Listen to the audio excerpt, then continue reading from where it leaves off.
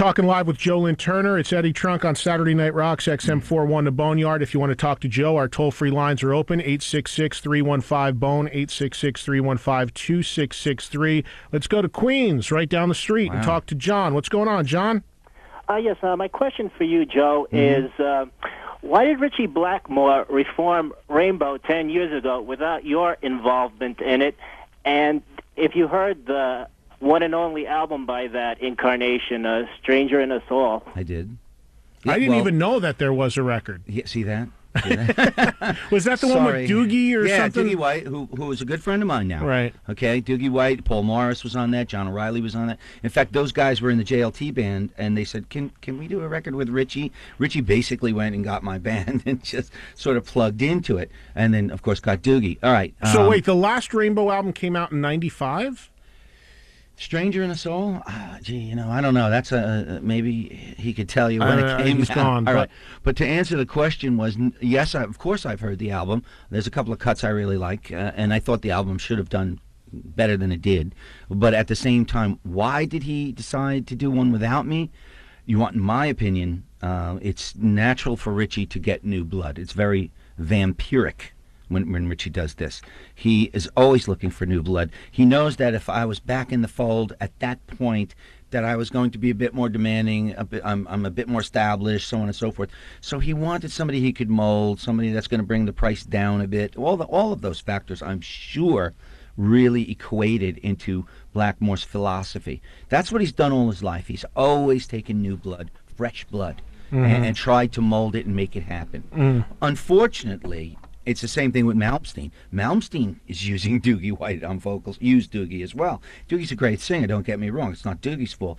But it seems to be a pattern with some of these guitarists that they just feel, well, now that the guy's established and he's great and he's got an ego, let's just sack him, you know, because now he could be a problem.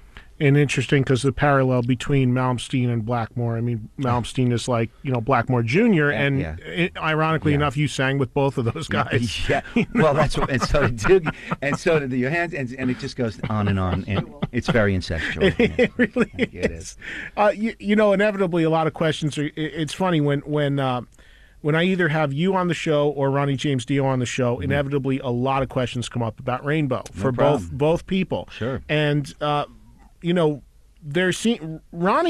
says that there's really, it seems like even when he was in the band, he was saying that there was just this Blackmore had to be Blackmore on his own. There was a real separation, and that he hasn't seen or talked to him in years.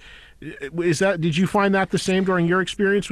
Did you actually, when you were all those years in Rainbow, because there are people that are fans of the two definitive eras of Rainbow are the Dio era and your era. Yeah.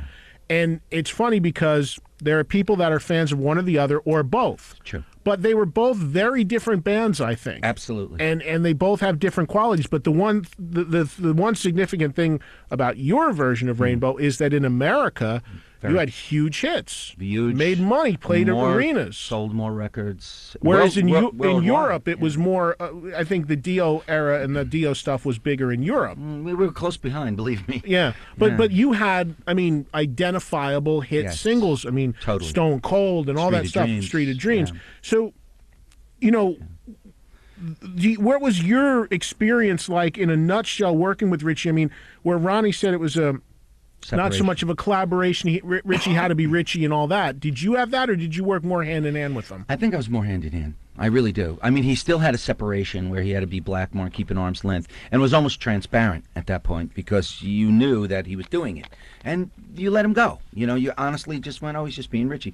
But at this point, I think he kind of got in closer because we were writing the songs so close-knit together that he wanted to be a part of every ounce of it, Now, your first album with Rainbow was Difficult to Cure, 1980. Correct. And when you joined the band, did he actually say to you that, here's what I'm looking to do. I want some radio play. I want take Rainbow. I want to hear my Rainbow songs on the radio in America. Was that the vibe? Yeah, after I got in the band. In other words, after we started erasing Graham Bonnet's tracks, I knew I was in the band. Oh, that's right, because Graham did Down to Earth, the album before. Yes. And one album. So Graham actually recorded vocals for Difficult to Cure? Well, he had backing tracks for I Surrender. And I came in that day, and I was doing this quote-unquote audition, and the next thing I knew, of course, I had the job. So once I heard the backing tracks and I was doing all the redoing them, I knew that I was in. And Richie, we discussed it at dinner that night. He said, I want to commercialize the band. I want to be a heavy Foreigner, a heavy Journey, but yet commercial and so on. And I think that's what we did. A journalist just recently said to me, and I think this hits the nail on the head, we defined melodic rock and roll, hard rock, melodic hard rock. Rainbow's probably the most prominent band that does melodic hard rock because we weren't light. If you think about that, that's very true because you have to remember Rainbow, Difficult to Cure, again, 1980, it was before a lot of the melodic hard rock explosion of the mid-'80s. Right. You guys were 5 years before that. We came out in the fall of 81 something like that, and then it just exploded after that. There were many clone type bands that were imitating us after that. Imitating my style and so on. So that's why this journalist, who was a major rock and roll fan, knew what he was talking about, and I said, that's the first time I've really heard that, but it really clears it up in my mind. Very good point. We're talking live with Lynn Turner. He's in the studio. We are live on XM41 The Boneyard. It's Eddie Trunk. If you got a question